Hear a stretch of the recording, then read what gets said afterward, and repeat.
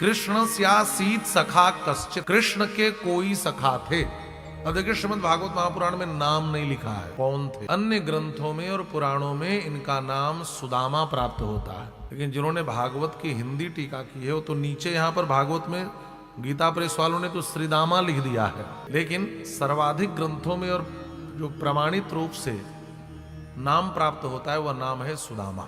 ब्राह्मण है ब्रह्मवित्तमः। कैसे ब्राह्मण है? ब्राह्मण को कैसा होना चाहिए? का ब्रह्म ही वित्त है जिसका, जो ईश्वर को ही अपना धन माने, ऐसे ब्राह्मण है। जो संसार के धन को अपना धन नहीं मानते, जो सबसे बड़ा धन भगवान को ही माने। आहा, भक्तों का धन क्या है? धनम मदीयम तव पाद पंकजम कदानु साक्षात करवाणी चक्षुषा। भगवान ही भक्तों के धन है, भगवान के युगल चरणार विंद ही भक्तों का धन है माना। और ब्रह्म वित्तम का दूसरा अर्थ है जो भगवान को जाने, जो ब्रह्म को जाने। ब्रह्म को जानने वाले में श्रेष्ठ है। ब्रह्मवित्त नहीं, ब्रह्मवित्तर नहीं, ब्रह्मवित्तम है। ब्राह्मणों ब्रह्मवित्तमः, जो ब्रह्म को ठीक ठीक जानते हैं महाराज, ऐसे ब्राह्मण है। अरे ब्राह्मण का धर्म है वो ब्रह्म को जाने, तो संसार को जानने के लिए नहीं आया है। महर्षि पतंजलि कहते हैं ब्राह्मणों निष्कारणो धर्म सडंगो वेदो अध्योगेयश्चेति। ब्राह्मण का निष्कारण धर्म है, सडंगों के साथ वेदाध्ययन करे। हाँ, ब्राह्मण का धर्म है। ब्राह्मणों ब्रह्मवित्तमः। सुदामा जी ऐसे ब्राह्मण हैं जिनको ब्रह्म का ज्ञान है, ब्रह्म को जानने वाले में श्रेष्ठ ब्राह्मण है। और दूसरी बात कही, विरक्त इंद्रियार्थेषु, इंद्रियार्थों से विरक्त है। इंद्रियार्थ किसे कहते हैं? इंद्रिय है आंख, आंख का अर्थ है रूप, लेकिन इनकी आंखें किसी के सुंदर रूप को देखने के पीछे नहीं भागती। इंद्रिय है कान, कान का अर्थ है शब्द, लेकिन इनके कान किसी रसीले शब्द को सुनने के पीछे नहीं भागते। हमारा एक व्यक्ति ने 7 दिन कथा करवाई और 8वें दिन ऑर्केस्ट्रा बुलाकर नाच करवाया। इसका मतलब क्या हुआ? इसका मतलब हुआ भागवत का एक अक्षर भी पल्ले नहीं पड़ा। विरक्त इंद्रियार्थेषु, इंद्रियार्थों से विरक्त थे। तब तो सुदामा जी कैसे हैं? जो इंद्रियों का अर्थ है उससे विरक्त है। और कैसे हैं? का प्रशांत आत्मा, प्रकृष्ट रूप से शांत है। अशांत व्यक्ति का लक्षण क्या होता है? आप देखना पांडाल में भी अशांत लोग बैठे होंगे। कुछ लोग बैठे बैठे झूमर गिनते हैं कितने लगे हैं, कुछ लोग बैठे बैठे पांडाल के खंभे गिनते हैं कितने लगे हैं, और नहीं तो कुछ लोग बैठे बैठे अंगुली का नाखून चबाते हैं, कुछ लोग बैठे बैठे सिर खुजलाते रहते हैं, कुछ लोग बैठे बैठे ऐसे पांव हिलाते रहते हैं। इसका मतलब है भीतर से अशांत है। बात समझ में आ रही? ये अशांतों का लक्षण है, ये भीतर से शांत नहीं है। और सुदामा जी प्रकृष्ट रूप से शांत है। आपने महात्मा बुद्ध का चित्र देखा हो, चित्र में भी वो कितने शांत लगते हैं। विरक्त इंद्रियार्थेषु प्रशांत आत्मा। और चौथा विशेषण है जितेंद्रिय। जितेंद्रिय है महाराज।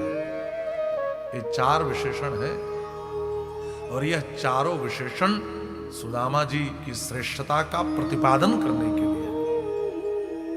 एक बात और कह दूं, सुदामा जी के यहां भौतिक संसाधन का अभाव है, भौतिक धन का अभाव है। ये सच है, सुदामा जी गरीब है, लेकिन सुदामा जी दरिद्र नहीं है। ध्यान से समझना, सुदामा जी को दरिद्र कहना नितांत अनुचित है।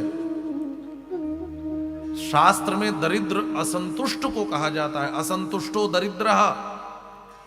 जिसके पास खरबों रुपए है फिर भी वो चाहता है दूसरे गला काट के उसका भी धन में ले लूं। हमने घटना सुनी थी, आपने सुना होगा। पश्चिम के राजा पूरब की ओर जा रहे थे, किस लिए?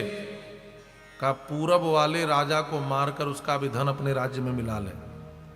एक संत को एक कौड़ी मिली, किसी ने पूछा महाराज आप कौड़ी क्या करोगे? पहले कौड़ी चलती थी बहुत पुराने जमाने में। कहा जो दुनिया का सबसे दरिद्र मिलेगा उसको दे दूंगा। और जब पश्चिम के राजा पूरब के राजा पे चढ़ाई करने जा रहे तो रास्ते में वही महात्मा खड़े थे। वो राजा साहब उतर कर नीचे आए, महाराज आप रास्ता रोक कर खड़े हो, क्या बात है? तो उस महात्मा ने कहा अपना हाथ आगे करो। हाथ आगे किया तो उसके हाथ पे कौड़ी रख दिया। कहा महाराज जैसे राजा का अपमान करते हो, इतनी धन संपत्ति मुझे मेरे हाथ में मुझे कौड़ी दे रहे हो। महात्मा ने कहा मैंने दुनिया वालों से वादा किया था जो दुनिया का सबसे बड़ा दरिद्र होगा उसके हाथ पे कौड़ी दूंगा। कहा मैं दरिद्र नहीं, मैं बहुत संपन्न हूं। तो उस महात्मा ने कहा दरिद्र कहते हैं जो असंतुष्ट होता है, असंतुष्टो दरिद्र, ये परिभाषा है दरिद्र की। इतना धन है फिर भी दूसरे का गला काटकर उसका धन लेने जा रहे हो, तुमसे बड़ा दरिद्र तो हमने देखा नहीं था। और वो राजा लौट गया। बात समझ में आ रही? जो असंतुष्ट है उसको दरिद्र कहा जाता है। भौतिक संसाधनों का अभाव होना यह गरीबी हो सकती है, यह धनहीनता हो सकती है, यह दरिद्रता नहीं हो सकती। अच्छा धनहीन भी क्यों थे? इसलिए थे क्योंकि धन के पीछे कभी दौड़ते नहीं थे। ध्यान से समझना, धन के पीछे कभी दौड़ते नहीं थे। 10,000 विद्यार्थियों को रोज विद्या अध्ययन कराते थे, वो भी निःशुल्क, किसी से कोई फी नहीं लेते थे, किसी से कोई शुल्क नहीं लेते थे। हाँ वह विद्यार्थी अपने घर से कुछ लाकर कभी दे देते तो उसी से इनका जीवन चल रहा था। इनके जीवन में भी कठिनाइयां आई, सबके जीवन में कठिनाइयां आती हैं। हमारा सबके जीवन में आती है। और जिसके जीवन में गरीबी है उसके कठिनाइयों का तो अंत ही नहीं होता। एक कवि ने लिखा जो घन बरसे एक घड़ी तो घर बरसे 4 घड़ी। घन एक घड़ी बरसता है तो घर हमारा 4 घड़ी, माने घर में इतने छेद हैं बरसता ही रहता है हमारा। तो गरीबी में समस्याएं तो बनी रहती हैं। हाँ इनके जीवन में भी कुछ ऐसे क्षण आए, वो क्षण दुख के क्षण थे। अच्छा एक बात और है, इनकी गृहिणी का नाम है सुशीला। सुशीला कहते हैं सुंदर शील वाली, सुंदर स्वभाव वाली। अच्छा सुदामा शब्द के 2 अर्थ होते हैं। सु माने सुंदर, सु उपसर्ग है। व्याकरण में 22 उपसर्ग होते हैं ना, प्र परा अप सम अनु और निस्निर दुसुर्वी आंगनी अधि अपि अति सूत अभि प्रति परिउ पे 22 उपसर्ग है। तो सु उपसर्ग का अर्थ होता है सुंदर। और दाम शब्द के 2 अर्थ होते हैं। दाम माने धन और दाम माने रस्सी। जैसे भगवान कृष्ण का एक नाम पड़ा दामोदर, तो उदर में मैया ने रस्सी बांधा था, उखल में बांधते समय तो नाम पड़ गया दामोदर। दाम माने रस्सी। तो जिसका सुंदर धन हो वह सुदामा है। सुंदर धन क्या है? का भगवान ही जिसके धन हो वह सुदामा है। जो भगवान को ही अपना धन माने वह सुदामा, जो संसार के धन के पीछे न भागे, ईश्वर को ही अपना सबसे बड़ा धन माने वो सुदामा। अथवा जिसके पास सुंदर रस्सी हो। सुंदर रस्सी किसके पास है? का जिसके प्रेम की रस्सी में परमात्मा भी बंधे रहे, जिसके प्रेम संबंध में जो परमात्मा को भी मित्र बनाकर अपने प्रेम की रस्सी में बांध ले, उसको कहते हैं सुदामा। ये दूसरा अर्थ है। और जो सुदामा होता है उसकी पत्नी सुशीला ही होती है। दोनों में शुभ सर्ग है। एक सुंदर दाम वाले हैं, एक सुंदर सील वाली है। जोड़ी कितनी प्यारी है। अच्छा सुशीला जी जिस दिन बनाकर कुछ दे देती, कहते चलो भगवान का प्रसाद पालो, तो सुदामा जी जाकर प्रसाद पाते। और सुशीला जी जिस दिन भोजन के लिए नहीं कहती, समझ जाते कि घर में कुछ खाने को नहीं है, तो बढ़िया पानी पीकर ठाठ से सो जाते। हाँ जीवन में कठिनाई के कुछ ऐसे क्षण भी आए। एक समय ऐसा भी आया जब सुदामा जी तो 4 दिन से जल पीकर सो ही रहे थे। आज पहली ऐसी रात आई कि बच्चों को भी खाने के लिए घर में कुछ नहीं था। पति पत्नी तो सो जाते थे, लेकिन आज बच्चों के लिए भी कुछ नहीं बचा। आज बच्चों को भी श्री सुशीला जी ने जल पिलाकर सुला दिया। अच्छा, भूखे नींद नहीं आती, आधी रात की बेला है, बच्चों का पेट फक फक कर रहा है, कभी इस करवट कभी इस करवट करते, नींद नहीं आती। लेकिन सोचा, देखिए एक मां का जो हृदय होता है ना, वो अलग ही होता है। आंखों में आंसू आ गए, अपने बच्चों को भूखे सोते देख नहीं पाई। चूंकि ये सुदामा जी के बच्चे, इसलिए कोई शिकवा शिकायत नहीं की। मां ने जल दे दिया पीने को, तो जल पी के ही सो गए। कह तो कुछ नहीं रहे हैं, लेकिन पूरी रात जागते हुए जब बच्चे करवट पे करवट बदल रहे हैं, तो मां सुशीला की आंखों में आंसू आना स्वाभाविक था। आधी रात से ऊपर की बेला है, किसी को जगाने का सबसे सुंदर उपाय होता है उसके चरणों को दबाना चाहिए। सुशीला जी भी पास में आकर के और सुदामा जी के श्री चरणों को दबाने लगी। उनकी आंख खुल गई, उठकर बैठ गए। देवी क्या बात है, इतनी रात को क्यों जगाया, बताओ तो। सुशीला जी ने कहा, मैंने आपके विषय में कुछ बात सुनी है, पूछूं? कहा पूछो। तो देखिए, संस्कृत में ननु शब्द से प्रश्न उठाया जाता है। जो संस्कृत भाषा पढ़े हो जानते हैं, जहां ननु शब्द से आरंभ हो वाक्य, तो समझ लेना कि प्रश्न पूछा जा रहा है। ननु ब्रह्मन् भगवतः सखा साक्षात् श्रियः पति। ननु ब्रह्मन् भगवतः, ननु माने आप बताएं, मैंने सुना है साक्षात श्रीपति नारायण जो द्वारिकाधीश हैं, वह आपके सखा हैं। क्या ये बात सच है? मुझे यही पूछना है। तो सुदामा जी विह्वल हो गए और इस आधी रात को कहते, हाँ देवी, आपने सच सुना है। देखो तो, वो मुझे अपना सखा मानते हैं। और सुदामा जी को घटना याद आई जब दोनों में मित्रता हुई थी। ऋषि शांदीपनि के यहां सुदामा जी भी पढ़ाई करते हैं और श्री कृष्ण भी प्रवेश लेने आए। सुदामा जी उनसे सीनियर विद्यार्थी, पहले प्रवेश ले चुके हैं। अच्छा, एक बात और बताऊं। देखिए, शिक्षा में समानता का अधिकार होना चाहिए, शिक्षा नीति यह कहती है। लेकिन अभी भी हमारे राष्ट्र की विडंबना है कि बहुत सी सरकारें चाह करके भी आज भी शिक्षा में समानता को स्थापित नहीं कर पाई। शिक्षा में समानता होना चाहिए। एक धनवान अमीर का बेटा तो उच्च शिक्षा प्राप्त कर लेता है, लेकिन भारत में गरीब का बेटा हो तो उच्च शिक्षा नहीं पा पाता। जो मोटी फी जमा करे वो तो उच्च शिक्षालयों में, उच्च शिक्षा के संस्थानों में एडमिशन लेकर के पढ़ लेता है। और जो लोग गरीब हैं, मोटी फी नहीं चुका सकते, फिर वो नहीं पढ़ सकते। लेकिन आप विचार करें, हमारे भारत के गुरुकुलों में शिक्षा में समानता थी। मैं तमाम उदाहरण दे सकता हूं, क्योंकि भागवत की कथा है, इसलिए यही का आप उदाहरण ले।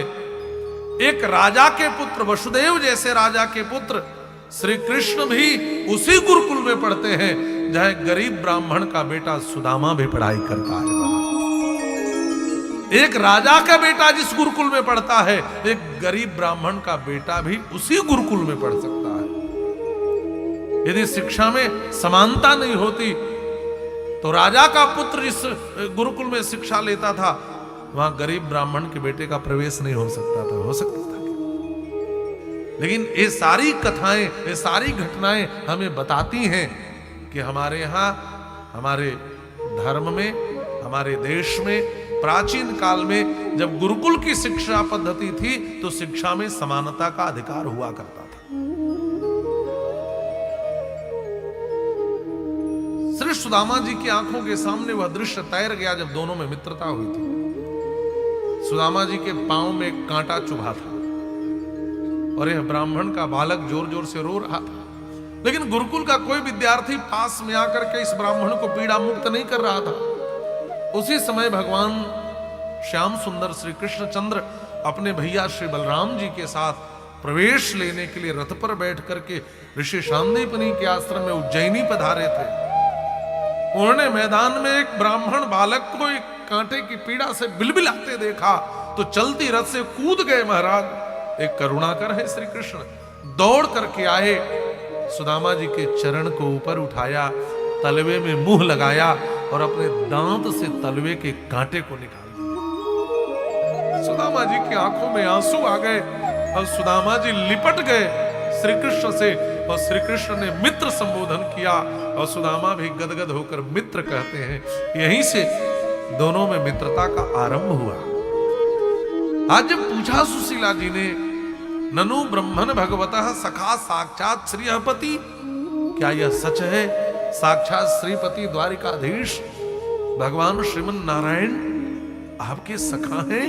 तो सुदामा जी की आंखें भर आई, हाँ देवी आपने सच सुना है, वो सुदामा के मित्र द्वारिकाधीश है। तो फिर से पूछा, ब्रह्मण्यश्च शरण्यश्च भगवान सात्वतर्षभा, क्या वह ब्रह्मण्य है, क्या वह शरण्य है? ब्रह्मण्य माने ब्राह्मण के भक्त हैं, ब्राह्मण का सम्मान और सेवा करने वाले हैं, और शरण्य माने जो शरण में आ जाए उसको अपना सर्वस्व दे देते हैं। क्या ये दो बातें मैंने उनके विषय में सुनी, ये भी सच है? सुदामा जी ने कहा, देवी मुझे जैसे ब्राह्मण की सेवा की है, और कोई उनके शरण में आ जाए तो अपना सर्वस्व दे सकते हैं। सुशीला जी कहती हैं, तो बस एक बात बता दो कि कभी उस भगवान के दर्शन की लालसा आपके मन में नहीं होती? कभी आपका मन नहीं करता कि मैं अपने मित्र से मिलकर के आऊं? सुदामा जी कहते हैं, देवी कौन अभागा होगा जो भगवान का दर्शन न करना चाहे? सबसे बड़ा लाभ क्या है? देखिए, हम 3 बार अयम ही परमो लाभ, भागवत में यह श्लोक 3 बार आती है पंक्ति। अभी आपने सुना अयम ही परमो लाभ गृह सुगृह में दिना, अब फिर मिलती जुलती पंक्ति आ रही है।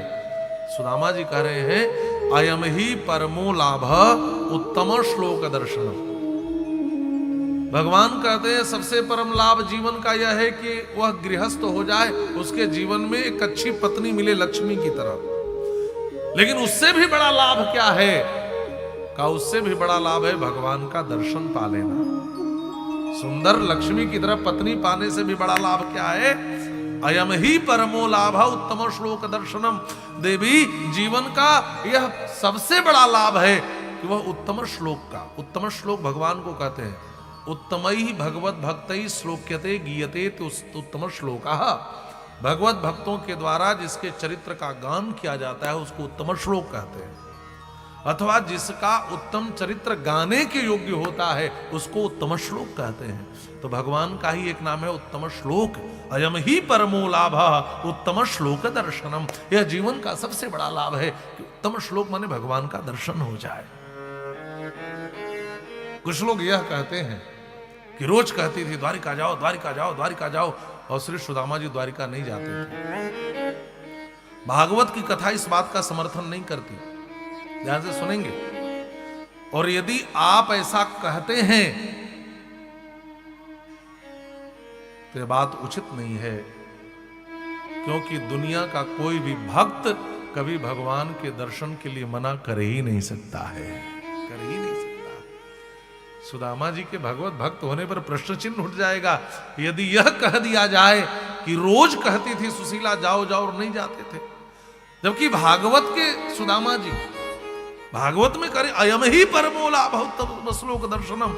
देवी जीवन का यह परम लाभ है कि भगवान का दर्शन मिले, और जो यह कहने वाला व्यक्ति वो भगवान के दर्शन के लिए मना कैसे कर सकता है? तो प्रश्न उठता है गए क्यों नहीं अभी तक? सुदामा जी कहते इसलिए नहीं गए कि कुछ जगहों पर खाली हाथ नहीं जाना चाहिए, संकोच है। कहां कहां का कभी भगवान के घर खाली हाथ नहीं जाना चाहिए, कभी गुरु के घर खाली हाथ नहीं जाना चाहिए, कभी मित्र के घर खाली हाथ नहीं जाना चाहिए, और कभी बेटी के घर भी खाली हाथ नहीं जाना चाहिए। कुछ लेकर जाओ, जो भी हो लेकर के जाओ। अरे तो मित्र भी हैं, भगवान भी है। सोचते हैं, फिर सोचते हैं जिस दिन कुछ दिखेगा लेकर जाने लग जाऊंगा। तो जाते क्यों नहीं? कहा देवी सोचता हूं क्या लेकर जाऊं। कहा उनके लिए सोचना है क्या, वो तो वह है महाराज पत्रम पुष्पम फलम तोयम। उनको तो कोई तुलसी का पत्ता दे दे, कोई एक फूल दे दे, कोई एक लोटा जल दे दे तो प्रसन्न हो जाते हैं। तो उनके यहां जाने के लिए क्या सोचना है, फिर संकोच कैसा? कुछ भी लेकर जा सकते हैं, क्यों नहीं गए? कहा देवी ब्याह से पहले जाना होता तो तुलसी का पत्ता और सब लेकर जा सकता था, लेकिन अब तो ब्याह हो गया और तुम नहीं जानती, लेकिन मैं उस नटखट नंदलाल को जानता हूं। जाते ही पूछेगा ब्याह हुआ कि नहीं, और जैसे मैं कहूंगा ब्याह हुआ है तुरंत पूछेगा भाभी जी ने मेरे लिए क्या दिया। तुम्हें इस संकोच से नहीं कि कुछ ले जाने के लिए नहीं है, यदि ब्याह नहीं हुआ होता तो मैं तो तुलसी का पत्ता दे आता। खुश हो जाते हो? हाँ महाराज, ये बड़ा प्रिय है उनको। लेकिन जब पूछेंगे भाभी जी ने क्या दिया, तो एक बात बताओ, तुम्हारे पास देने के लिए कुछ है? मैं तो जाने के लिए अभी तैयार हूं। तो सुशीला जी ने कहा मैं उनकी भाभी हूं तो उनको देने की उपहार जिम्मेदारी मेरी, आप तो बस जाने की तैयारी करो। महाराज इतना सुनना था कि सुदामा जी की खुशी का ठिकाना नहीं रहा, रात भर नींद नहीं आई, भोर में नित्य जगते थे, समय से उठ गए, स्नान आदि से निवृत्त किए हो गए। घर में धोती भी तो एक ही है, ये सही है, कई जगह से फटी है, आधा नीचे लपेटा आधा ऊपर ओढ़ लिया। लोटा एक हाथ में ले लिया, एक हाथ में सोटा ले लिया और कहते हैं देवी मैं तो तैयार हो गया, उपहार तैयार है। सुशीला जी ने कहा अभी आई। याचित्वा चतुरो मुष्ठिन विप्रान पृथुक तंडुलान। विप्रान पृथुक तंडुलान, 4 घर जाकर के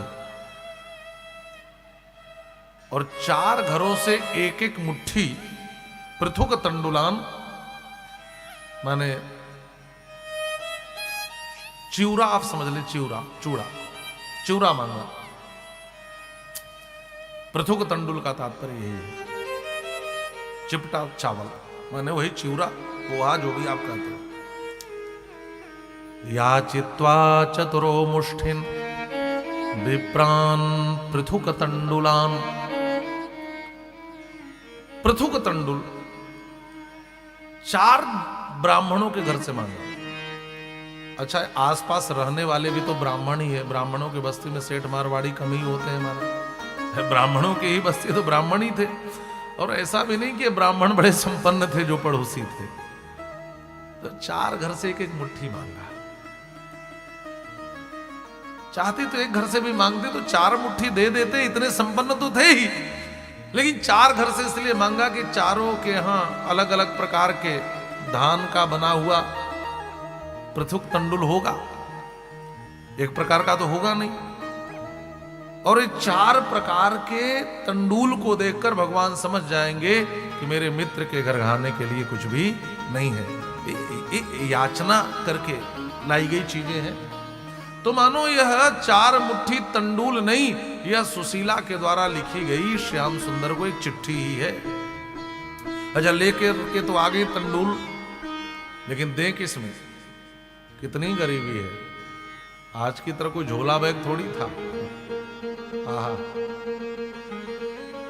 जो साड़ी पहनी है ना, उसके आंचल को ही फाड़ा। चैल खंडेन तान बद्धा। चैल खंड कहते हैं, चैल कहते हैं वस्त्र को संस्कृत में। उसी को फाड़ करके और उसी में उस तंडुल को बांध करके पोटली बना करके भर्त्रे प्रादाद उपाय, अपने भर्ता को, मैंने अपने पति को, सुदामा जी को प्रदान कर दिया। आहा, उपहार मिला, कांख में दबाया, लोटा एक हाथ में, सोटा से शक्ति लगाते हुए चल पड़े। महाराज चलते रहे चलते रहे चलते रहे, सायंकाल होने को आ गया। धीरे धीरे चलते जाते हैं। एक व्यक्ति से पूछा, महाराज बताओ द्वारिका भी कितनी दूर है? उसने ऊपर से नीचे तक देखा, कहा महाराज किलोमीटर में बताऊं कि कितना समय लगेगा ये बताऊं कि कुछ और बताऊं? सुदामा जी ने कहा भैया ऐसा क्यों कहते हो? कहा महाराज आप दूरी जानकर क्या करोगे, आप इतना ही जानो जो आपकी शरीर की स्थिति है और जो आपकी चाल है, मुझे तो लगता है 2-4 वर्ष नहीं जीवन भर भी चलोगे तब शायद ही पहुंच पाओगे। सुदामा जी ने कहा भैया ऐसा मत कहो, ऐसा मत कहो, मुझे द्वारिकाधीश के दर्शन करने हैं। और महाराज धीरे धीरे चलते हुए थक गए, एक वृक्ष मिला, लेट गए, सोचने लगे सच में इतना दूर है, कैसे पहुंचूंगा, शरीर में शक्ति नहीं है। और ठीक है जो बहुत खाते पीते हैं शरीर में शक्ति भी होती है महाराज। विरक्त इंद्रियार्थे सुप्रशांतात्मा जितेंद्रिय, ऐसे ब्राह्मण है। और लेटे लेटे सोच रहे हैं कन्हैया हमने तो सुना है कि कोई भक्त आपकी ओर कदम बढ़ाए तो आप 4 कदम बढ़ाते हो, कोई 2 कदम बढ़ाए तो ऐसा करो ना द्वारिकाधीश कि मैं आपकी ओर आ रहा हूं, आप मेरी ओर आ जाओ, बस रास्ते में मुलाकात हो जाएगी। यही सब सोच रहे हैं। और फिर सोच रहे हैं कैसे पहुंचो। कृष्ण संदर्शनम मह्यम कथम स्यादिति चिंतयन, चिंतन कर रहे हैं कि मैं कृष्ण तक कैसे जाऊं, मुझे कृष्ण के कैसे दर्शन होंगे। फिर ये भी सोच रहे हैं कि मुझे कृष्ण के दर्शन होंगे तो कितना आनंद आएगा। और कहते हैं कन्हैया आप भी उधर से आकर मुझसे मिल जाओ ना। सुदामा जी के इन्हीं सारी भावनाओं को इन चिंतन करते रहे और द्वारिकाधीश की कृपा से ही, अपने बल से नहीं, उनके कृपा बल से द्वारिका पहुंच गए। ऐसा लगा जैसे तंद्रा में ही चल रहे हो, नींद में ही चल रहे हो। कृपा बल से पहुंच गए। चारों तरफ घंटे घड़ियाल की ध्वनि सुप्रभातम सुनाई दे रहा है, हर्षद ध्वनि, मंगल ध्वनि, वेदत ध्वनि सुनाई दे रही है। अचंभित होकर इधर उधर देखते लोग पूछते भैया भैया एक कौन सी नगरी है? लोग कहते जय द्वारिकाधीश, यह द्वारिका नगरी है। सुदामा जी सोचते मैं द्वारिका पहुंच गया। एक से कहते भैया भैया ये बताओ द्वारिकाधीश का महल कौन सा है? सबने कहा महाराज वो जो सबसे सुंदर ऊंचा गोपुर दिखाई दे रहा है वही द्वारिकाधीश के महल है, लेकिन सिंह द्वार मुख्य द्वार पर जाने का मार्ग है। मुख्य द्वार पर सुदामा जी पहुंचे और फिर मुख्य द्वार से होते हुए सीधे भगवान द्वारिकाधीश के निज महल में चले गए, निजी महल में चले गए। अब देखिए आजकल सुदामा चरित्र समाज में बहुत विकृत रूप में प्रस्तुत किया जाने लगा, ध्यान से समझना। अब कुछ लोग यहां पर कहते हैं कि सुदामा जी को द्वारपालों ने रोका। अच्छा द्वारपालों ने रोका तो छोड़िए, एक जगह तो लोग झांकी निकाले थे, 2 द्वारपाल खड़ा किए थे।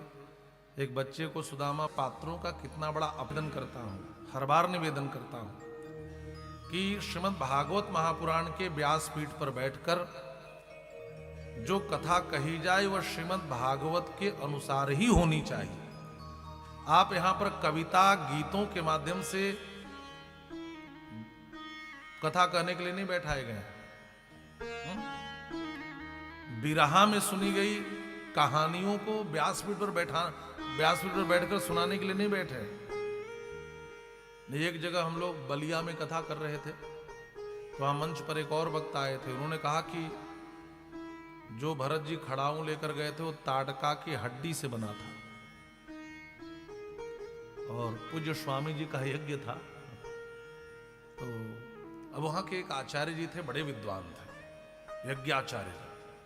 तो दौड़ कर आए, हम लोग सो गए थे, 12 बजे रात को जगाए। उन्होंने कहा कि आप तो श्रीमद् वाल्मीकि रामायण की कथा करें, आप बताइए वाल्मीकि रामायण में क्या लिखा है? तो हमने कहा यहाँ तो लिखा है अधिरोहारे पादाभ्याम पादुके हेम भूषिते एते ही सर्वलोकस्य योगक्षेम विधास्यतः। वो तो भैया व्रत राज्याभिषेक की सामग्री लेकर गए थे, उसमें पादुका भी लेकर गए थे और उस पादुका वह लकड़ी की बनी थी, उस पर ऊपर से सोना मढ़ा हुआ था। पादुके हेम भूषिते, हेम माने सोना, हड्डी की बात ही नहीं है। तो हमने कहा कि उनसे पूछा जाना चाहिए जो बोल कर आए हैं। तो सारे विद्वान भी बैठे, उनको बुलाया गया, बड़े सम्मान के साथ पूछा गया कि महाराज आपने किस ग्रंथ में पढ़ा कि ताड़का के हड्डी की खड़ाऊ थी जो भैया भरत लेकर गए थे? तो उन्होंने कहा कि महाराज जी मैंने बिरहा में सुना था। तो अब आप विचार करिए कि अब व्यासपीठ पर बैठने वाले प्रवक्ता भी बिरहा गाने वाले के गीत को प्रमाण मान करके और ऐसे गरिमण मंचों से कथा कहानियां सुनाने लगे तो व्यासपीठ की गरिमा बचेगी?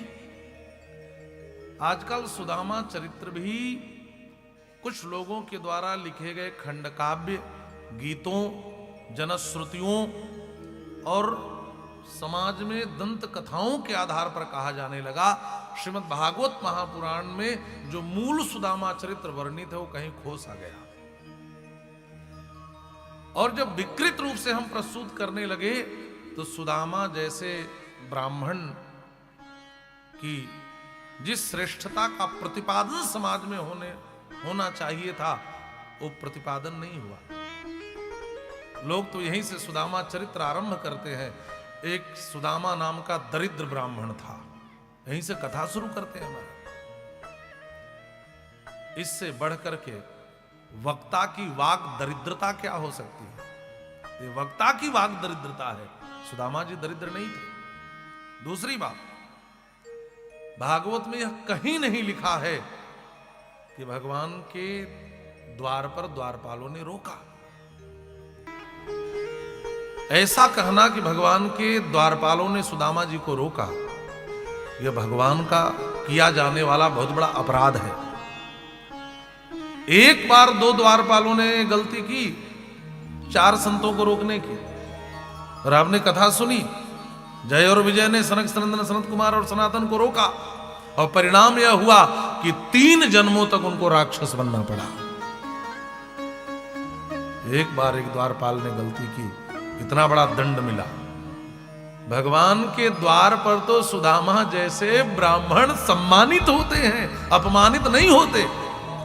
और जो ये कहेगा कि द्वारपालों ने अपमान किया, यह कहना भगवान के दरबार का अपमान करना है। यहां तो रोज ऐसे ही लोग आते हैं महाराज, हाँ यहां तो ऐसे ही आते हैं। दरबार में बंसी वाले के दुख दर्द मिटाए जाते हैं, दुखी ही तो आते हैं, पीड़ा ले वाले ही तो आते हैं।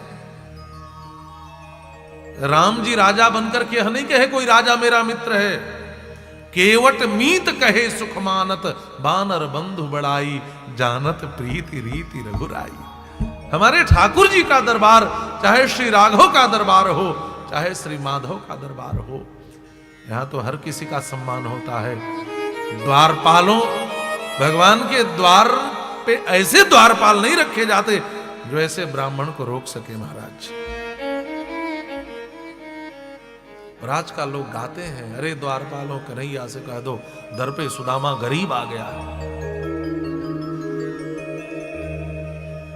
इस गीतकार ने तो तब हद कर दी, गरीब तक तो ठीक है, लेकिन दर पे सखा बदनसीब आ गया है। इस मूर्ख से पूछा जाना चाहिए कि तीनों लोगों का ईश्वर जिसका मित्र हो, उसको बदनसीब कहने का अधिकार तुम्हें किसने दिया?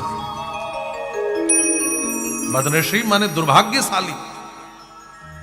तुम बताओगे कि सुदामा जी का सौभाग्य है कि दुर्भाग्य है? तीनों लोगों का ईश्वर बैठकर चरणों में जिसके चरण धुलता है, उसको बदनसीब कहने का अधिकार आपको किसने दे दिया? ऐसे ऐसे गीतों के माध्यम से हमारे सनातन धर्म के इन सत्पात्रों का अपमान किया गया, और हम भी केवल ताली बजाते रह गए। हमने कभी इस पर विचार नहीं किया, हमने कभी इस पर चिंतन नहीं किया।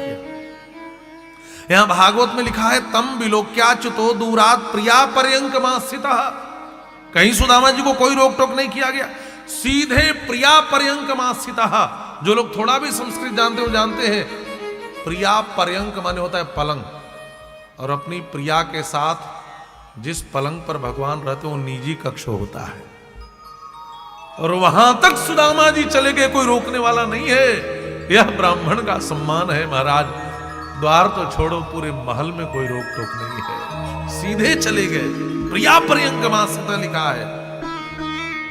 सहसोत्थाय चाभेत्य, सहसोत्थाय, सहसोत्थाय माने सहसा उठ करके, अकस्मात उठकर। एक बात और आपको बता दूं, किसी द्वारपाल ने कोई सूचना नहीं दी है कि सुदामा जी आ रहे हैं।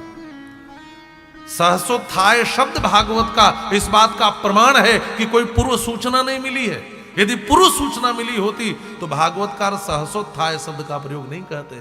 सहसा उठ करके दौड़े, सूचना मिली होती सहसा उठ करके दौड़े, ये शब्द नहीं हो सकता। यहां तो देखे और दौड़ पड़े सहसा। आहा हा, सहसोत्थाय चाभित्य दौर्भ्याम परिग्रहीण मुदा को उठाने के लिए राम जी दौड़े थे। वैसे ही दौड़े। कहूं पट कहूं निशंग धनु तीरा, उठे राम सुनि प्रेम अधीरा। वहां तो सुनकर उठे। लखन भैया ने कहा कहत सप्रेम नाई मही माथा, भरत प्रणाम करत रघुनाथा। लेकिन यहां तो देख कर दौड़े। दौड़े, मेरा मित्र सुदामा आया है।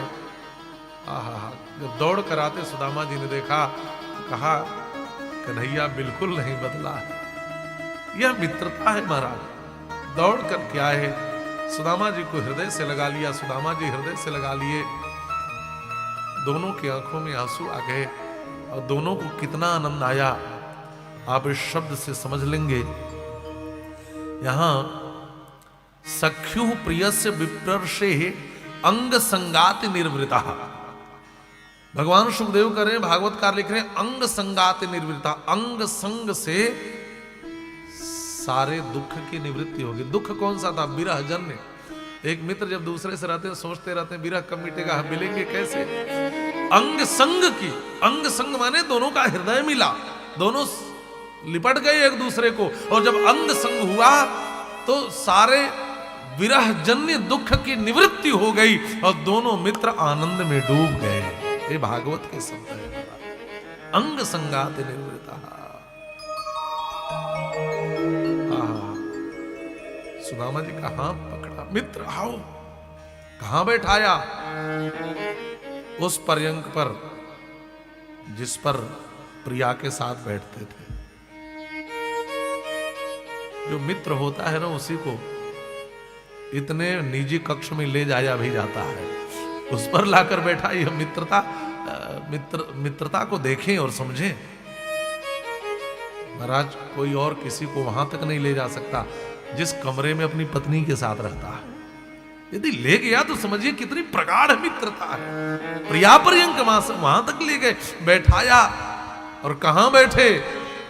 चरणों में बैठे। ध्यान से समझना, मित्र हैं लेकिन ब्राह्मण हैं, मर्यादा का परिरक्षण कर रहे हैं। भगवान अपने आचरण से मर्यादा की शिक्षा देते। चरणों में बैठे, इशारा मात्र किया। जगत जननी जगदम्बा भगवती पराम्बा, साक्षात लक्ष्मी की अवतार भूता भगवती रुक्मिणी स्वर्ण थाल में गंगा जल लेकर पधारी है। देखे एक ब्राह्मण का ब्राह्मणत्व देखें। नारायण चरणों में बैठे हैं, लक्ष्मी स्वर्ण थाल रखकर हाथ में स्वर्ण कलश में गंगा जल लिए खड़ी है। सुदामा होना आसान है क्या? मैं कहता हूं यदि तुम सुदामा बन सको तो एक दिन तीनों लोगों का ईश्वर तुम्हारा चरण धुलने के लिए तैयार मिलेगा। सुदामा बनकर के तो दिखाओ। सुदामा होना आसान है क्या? ब्राह्मणों ब्रह्मवित्तमः पहली शर्त है। विरक्त इंद्रियार्थेषु दूसरी शर्त है। प्रशांत आत्मा तीसरा और जितेंद्रिय चौथा। साधारण है ब्राह्मण होना आसान है, दरिद्र कह देना आसान है महाराज। लेकिन सुदामा चरित्र के इस मूल भाव को समझना बड़ा कठिन है। आज यह मूल तथ्य खोता जा रहा है। चरणों में बैठे, चरण को देखा, हाथों में लिया। हाँ, कांटे चुभे हैं, कांटा निकालते हैं, निकालते हैं।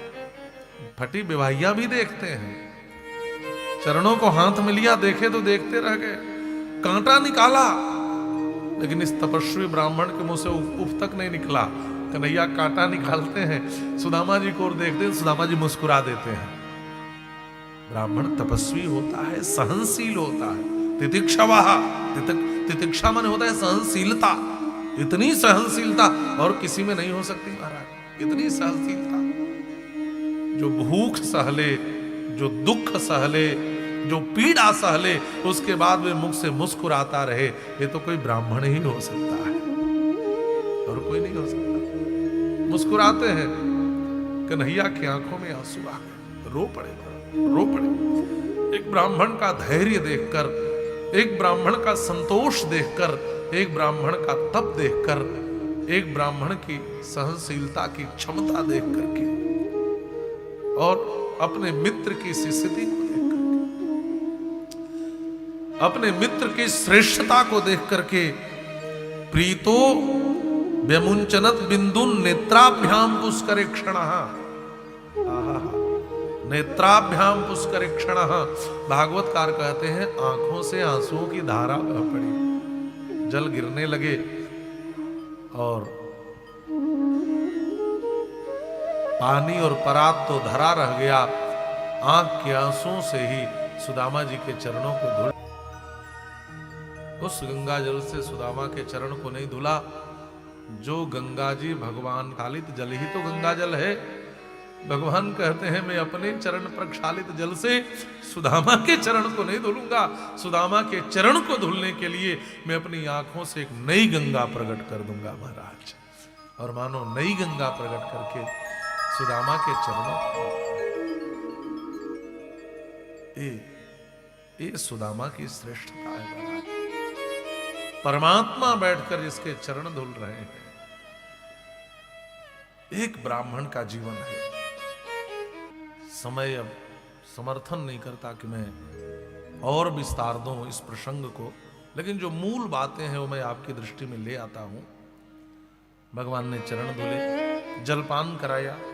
देखिए कोई अतिथि आए तो क्या करना चाहिए। गोस्वामी तुलसीदास जी की भी एक रचना है, पांव पखारी पूज दियो आसन, असन बसन पहिरावो, अवध आजु आगमी एक आयो। अतिथि आए तो चरण धुलो, जलपान कराओ, स्नान कराओ, नए वस्त्र बनाओ, भोजन कराओ, तब बातचीत करो। भगवान ने भी यही किया, चरण धुला, जलपान कराया, स्नान कराया, वो धोती सूखने के लिए फैला दी, नए पीतांबर पहनाए अपने मित्र को, बढ़िया भोजन कराया। और जब भोजन आदि कर लिए तब दोनों मित्र आनंद से पर्यंक पर बैठे। तब दोनों मित्र बैठे हमारे, और बैठे और सोचते हैं कि सबको आशीर्वाद तो दिलवा दूं, इतने बड़े ब्राह्मण देवता हमारे यहाँ आए हैं। सबसे कहा कि बारी बारी से आओ, अपना परिचय देते जाओ, प्रणाम करते जाओ। अब रुक्मणी जी आई। मैं रुक्मणी भीष्मक की कन्या, विदर्भ की राजकुमारी, आपके श्री चरणों में प्रणाम करती हूँ। देवी चिर सौभाग्यवती भव, आशीर्वाद दिया। मैं सत्राजित की पुत्री सत्यभामा आपके चरणों में प्रणाम करती हूँ। देवी चिर सौभाग्यवती भव। मैं जाम्बवान की पुत्री जाम्बवती आपके चरणों में प्रणाम करती हूँ। देवी चिर सौभाग्यवती भव। मैं मित्र वृंदा, मैं सत्या, मैं लक्ष्मणा, मैं भद्रा, एक एक करके आती गई। 100, 200, 300, 400। देवी चिर सौभाग्यवती भव, देवी चिर सौभाग्यवती भव। सौभाग्यवती भव संख्या बढ़ती जा रही है, 1000, 1500। तो सुदामा जी बोल न पाए, भव भव। तो सुदामा जी हैरान है, धीरे से कान में पूछा, सब अपनी ही है क्या? कन्हैया ने कहा, महाराज अभी तो शुरुआत है अभी तो शुरुआत है, अभी तो 16,108 है। आप तो 1000, 1500 में ही भवा भवा करने लगे। पूरा आशीर्वाद। अच्छा आप जरा 16,108 बार ऐसे से हाथ करिए तो हॉस्पिटलाइज हो जाएंगे कि नहीं? कर पाएंगे महाराज? ऐसे ऐसे आशीर्वाद देकर देखिए। सुदामा जी ने कहा, कन्हैया इतने लोगों को मैं आशीर्वाद नहीं दे पाऊंगा, सबसे कहो एक ही साथ प्रणाम करें। कन्हैया ने कहा, एक साथ कर लो। एक ही साथ सबको आशीर्वाद दे दिया। श्रीर्वरचस्वमायुष्यमारोग्यमाविधाच्छोभमानं महीयते धनम धान्यम पशुम बहुपुत्र लाभम सत्संवत्सरम दीर्घमायु। इकट्ठे दे दिया आशीर्वाद। अब दोनों मित्र बैठे तो बचपन की बातें शुरू हो गई, और जितनी पटरानियां थी, जितनी रानियां थे, सब बैठ गए। अब देखिए, जब दो मित्र मिलते हैं हमारा, तो बचपन की बातें जरूर शुरू होती हैं कि नहीं? आज भी दो बूढ़े मिल जाए ना तो बुढ़ापे की बात नहीं करते, बचपन के मित्रता की घटनाओं की चर्चा करते हैं। और ये मित्र भी मिले तो घटना शुरू हो गई। और कन्हैया बताने लगे कि मेरे मित्र सुदामा कैसे। ऐसे ही तो परिचय दिया जाता है भाई, पत्नियों को कैसे बताए कि मेरे मित्र कैसे हैं। तो कन्हैया ने बात शुरू की। कन्हैया ने कहा, सुदामा जी याद है हम दोनों मित्र को गुरु माता साथ साथ सेवा दिया करती थी। और सुदामा जी की धड़कन शुरू हो गई, कौन सी घटना सुनाने वाला है कन्हैया। और कोई बचपन की घटना याद नहीं आई इसे? याद है कौन सी घटना? कहा, एक बार गुरु माता ने हम दोनों को ईंधन लाने की सेवा दी थी। गुरुधारैर्नोदितानाम ईंधना नानयने क्वचित। सुदामा जी की धड़कन धक धक करने लगी। धीरे से कहते, कन्हैया कुछ और सुना, ये वाली मत सुना, ये वाली मत सुना। कन्हैया कहते, नहीं नहीं मैं तो यही वाली सुनाऊंगा। ये सुनाऊंगा तभी तो ये मेरी पत्नियां जानेंगी कि मेरा मित्र कितना महान है, तभी तो बताऊंगा। ध्यान से आप भी सुनना, बड़ी प्यारी घटना है। याद है मित्र हम दोनों गए थे। सुदामा जी ने कहा, बस भी करो। कहा, हम दोनों गए और एक साधारण नहीं, एक महाअरण्य में, अरण्य माने जंगल और महाअरण्य माने विशाल जंगल। हम लोग एक प्रविष्टानाम महारण्यम अपरतो सुमहद्विज, एक महारण्य में प्रविष्ट हो गए। याद है? सुदामा जी ने कहा, बस कर कन्हैया, अब आगे की बात तो मत ही बताना। कन्हैया ने कहा, याद है महारण्य में प्रवेश करके हम लोग वापसी का मार्ग भी भूल गए। विशाल जंगल में एकत्रित तो की लकड़ियां, ईंधन, लेकिन मार्ग भूल गए। याद है सुदामा जी? जोर जोर की वर्षा होने लगी। वात वर्षम भो तीव्रम निष्ठुरास्तन इतनवः, और मैं पूरा भीग गया। बस कन्हैया अब आगे मत बोलना, मैं थर-थर कांप रहा था। बस कर कन्हैया आगे मत बोलना। मैं एक वृक्ष से लिपट गया सुदामा जी, याद है? कहते कहते भावुक होने लगे। सुदामा जी मना कर रहे, आगे मत कहना, आगे मत कहना। लेकिन अब ये मानने वाले कहां हैं? अब तो पूरी कहानी सुना के ही रहेंगे। जानती हो उसी समय तेज वर्षा के साथ, वर्षा की बूंदों के साथ तेज पत्थर, ओले भी गिरने लगे। बस लाला अब आगे की बात मत कहना। अब लगा सुदामा जी रो पड़ेंगे।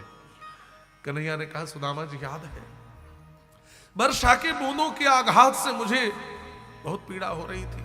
ऊपर से पत्थर भी मेरे शरीर पर गिरने लगे। मुझे लगा कि मैं रात भर जीवित भी रह पाऊंगा कि नहीं। मैं पीड़ा से बिलबिलाने लगा। बस कन्हैया अब आगे वाली बात मत कहना। तो कन्हैया ने कहा, वह तो जरूर सुनाऊंगा। और जानती हो मेरे मित्र सुदामा ने क्या किया? मेरा मित्र सुदामा दौड़कर मेरे पास आया और आकर पीछे से मेरे पीठ पर लिपट गया और मेरे शरीर पर गिरने वाली वर्षा के बूंदों को और मेरे शरीर पर गिरने वाली ओले की वृष्टि को, उस पत्थर की वृष्टि को पूरी रात अपने पीठ पर सहता रहा और पूरी रात मुझसे लिपटकर मेरे शरीर की रक्षा करता रहा। इतना कहकर कन्हैया भी रो पड़े, सुदामा जी भी रो पड़े। सुदामा जी ने कहा, कन्हैया कोई कहने वाली बात है? एक मित्र दूसरे मित्र के संकट में काम नहीं आएगा तो कौन आएगा? ये कौन सी बड़ी बात हमने की? ये घटना सुनकर के सारी रानियां भी रोने लगी।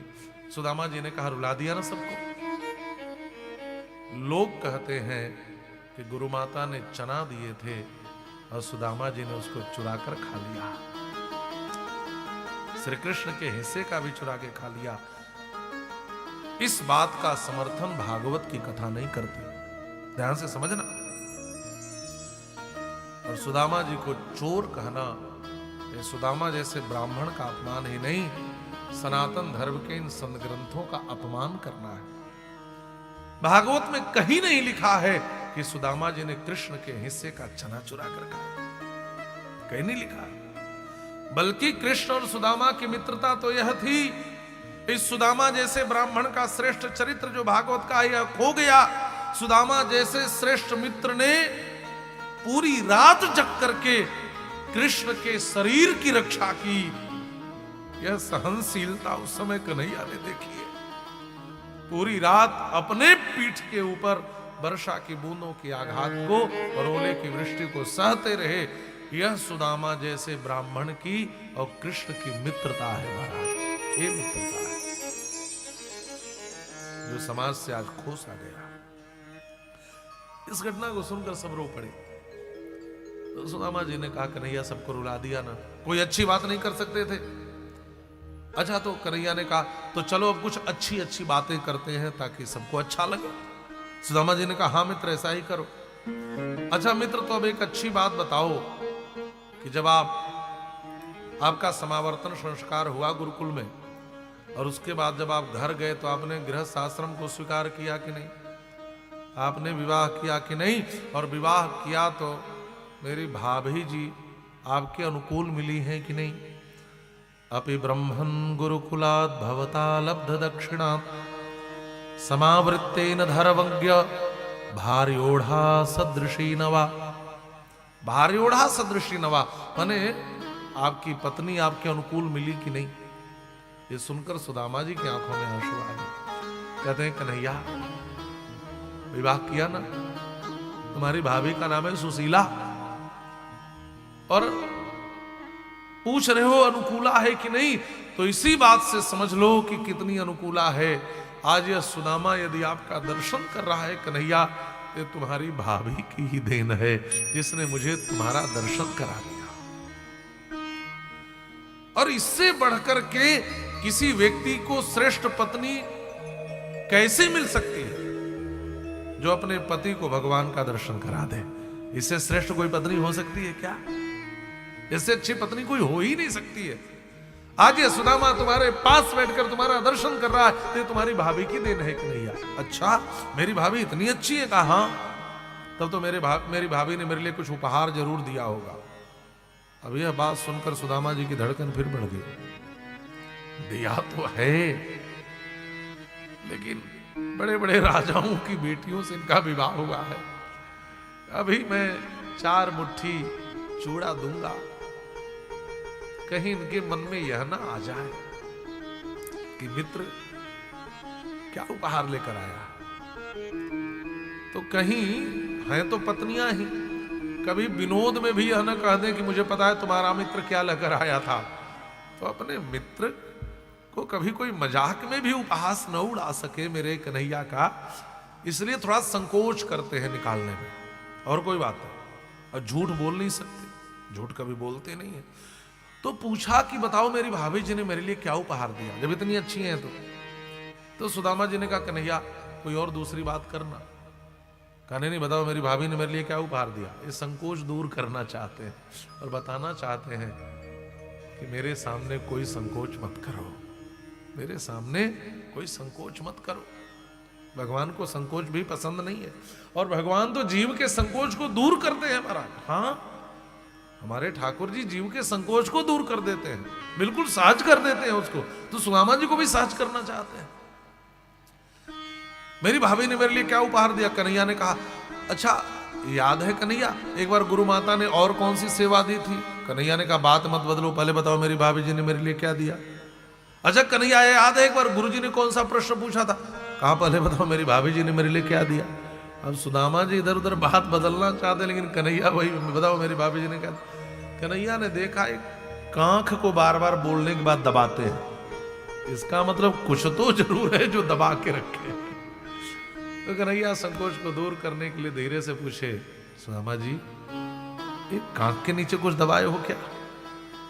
इतना सुनकर सुदामा जी समझ गए कन्हैया ने देख लिया, अब तो झपट्टा मारेगा। और जैसे ही उस पोटली को पकड़ने के लिए कन्हैया ने हाथ बढ़ाया, सुदामा जी नीचे कूद गए पलंग पे। अब सुदामा जी नीचे कूदे तो कन्हैया भी नीचे कूद गए पकड़ने के लिए। अब सुदामा जी लगे पलंग की परिक्रमा करने की, पकड़ न पाए। आगे आगे सुदामा जी, पीछे पीछे कन्हैया। सुदामा जी फिर उछल के पलंग पर आए, कन्हैया भी उछल के आए। सुदामा जी फिर नीचे कूदते, कन्हैया भी कूदते। सुदामा जी फिर परिक्रमा करते, कन्हैया भी परिक्रमा। पत्नियां कहती हैं देखो तो इतने बेटों के बाप हो गए, लेकिन आज बचपना जग गया है ना। 2 बचपन के मित्र मिल जाए, बूढ़े होने के बाद भी बचपना जग जाता है हमारा। ये कैसे बच्चों की तरह उछल कूद शुरू कर दिए। और दोनों महाराज उछल कूद करते हैं, वो आगे भागते हैं, पीछे भागते हैं, वो बचना चाहते हैं, पकड़ना चाहते हैं। एक बार कन्हैया ने पहले पलंग पर छलांग लगा दी, सुदामा जी बाद में लगाए, पकड़ में आ गए और कन्हैया का हाथ पोटली पर पहुंच गया और खींच लिया। स्वयं जहार किमिदम इति पृथक तंडुलाम। स्वयं जहार, जैसे ही खींचा, पोटली भी तो जिसमें बांध कर दी थी, वो वस्त्र भी तो पुराना था, अंगुली लगते ही फट गया महाराज। चैल खंडे न तान बद्वा, और वह 4 मुट्ठी चूड़ा पलंग पर बिखर गया। उस 4 मुट्ठी चूड़े को देखा, हृदय तो रो पड़ा लेकिन मुख मुस्कुरा रहा। संकोच में नहीं डालना चाहते सुदामा जी, भीतर से तो हृदय रो पड़ा, बाहर मित्र बाबा कितना दुख सह रहे हो, लेकिन मैंने ऐसा ब्राह्मण नहीं देखा, इतनी पीड़ा इतने दुख के बाद भी चेहरे पर मजाल है कि कोई उदासी की रेखा हो, कोई पीड़ा की रेखा हो, मुस्कुरा रहे मन। जब आवे संतोष धन सब धन धूरी समान, ऐसे है सुदामा जी। इतना बड़ा भाव, लेकिन चेहरे पर कोई ऐसी रेखा नहीं जो बताए कि इनके जीवन में थोड़ा भी दुख है। तो कन्हैया ने भी हृदय तो रो पड़ा लेकिन मुख से मुस्कुरा रहे हैं, और इतने भाव से जैसे जैसे त्रैलोक्य की सबसे अनमोल। और दूसरा जैसे उठाया, उसी समय रुक्मिणी जी ने हाथ पकड़ लिया। भगवान, इतना श्रेष्ठ प्रसाद आया है, सब अकेले पा जाओगे क्या?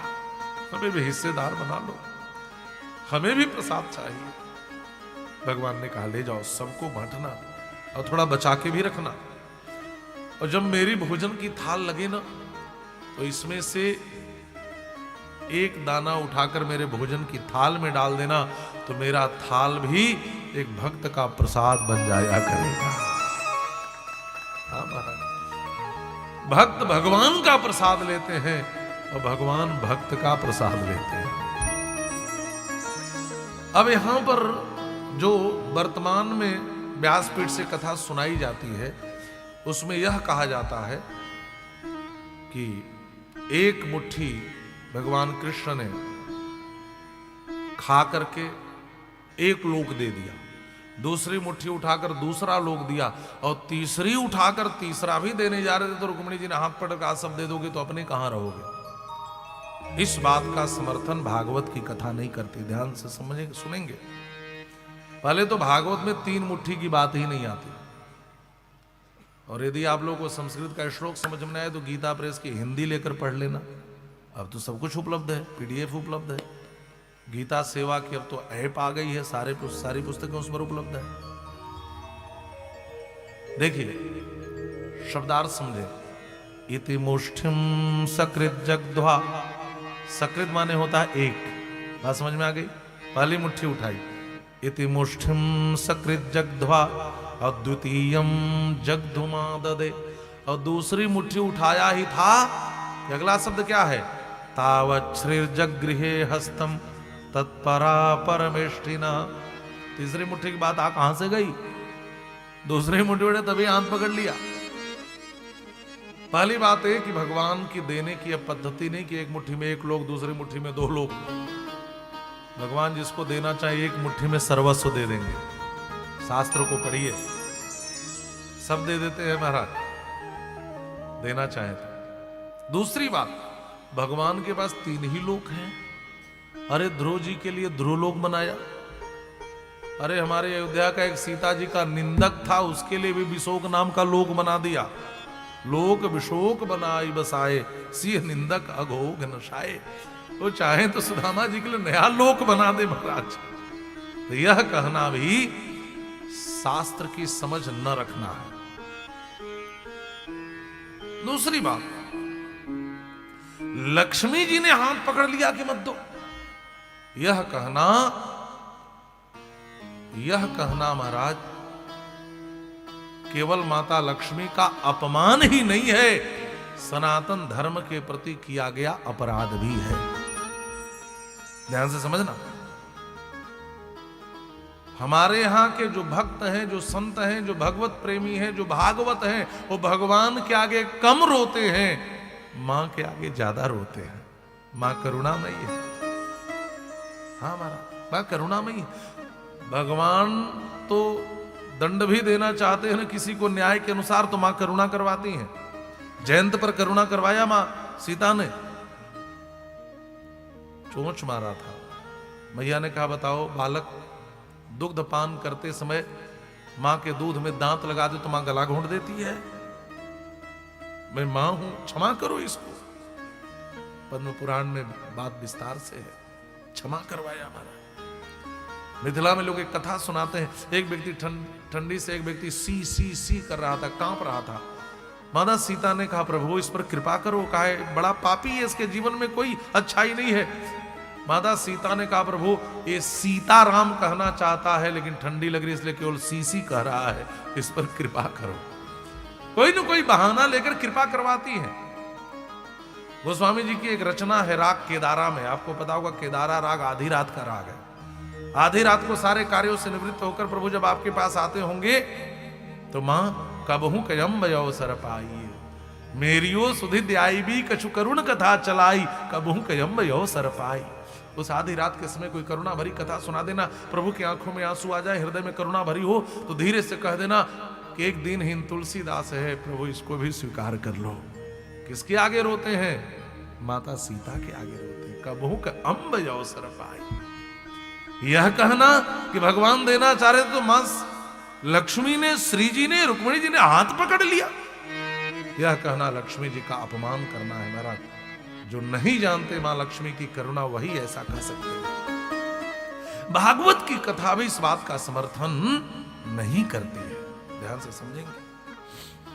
और फिर सुदामा जी कहते हैं कन्हैया मैं जाना चाहता हूं। कन्हैया ने कहा ठीक है सुदामा जी, आपकी धोती सूख गई है, जो पीताम्बर पहना था उतार दिया, वो धोती पहन लिए, फिर जो पहन कर आए थे चलने लगे। अब आप सोच रहे हो कि पीताम्बर क्यों उतरवा लिया, वो तो पहनकर जाने देते। कहा नहीं, देखने वाले कहते देखो तो कैसा आया था, फटी धोती पहनकर, जरूर मांगने आया होगा। देखो तो लगलग पीताम्बर पहने जा रहा है। जिस मेरे मित्र ने हाथ फैलाकर,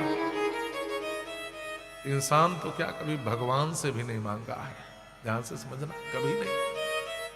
आज उस मित्र को लोग यह कहें कि याचक बनकर आया होगा, मैं अपने सुदामा जैसे मित्र का अपमान नहीं होने दूंगा। हाँ? भगवान ने दिखाकर कुछ भी नहीं दिया, और ये भगवान की पद्धति भी नहीं है कि जो दिखा कर दे। इंसान देता है तो दिखा दिखा कर देता है। एक धर्मशाला में रुके थे, किसी ने पंखा लगवाया था, उसमें 3 पंख थे, तो उसमें 3 पीढ़ियों का नाम लिखा था। फलाने के पुत्र ने, फलाने के पुत्र ने इस पंखा को धर्मशाला के लिए दान किया। जब स्विच ऑन किया तो उसकी 3 पीढ़ी खोपड़ी पे घूमने लगी।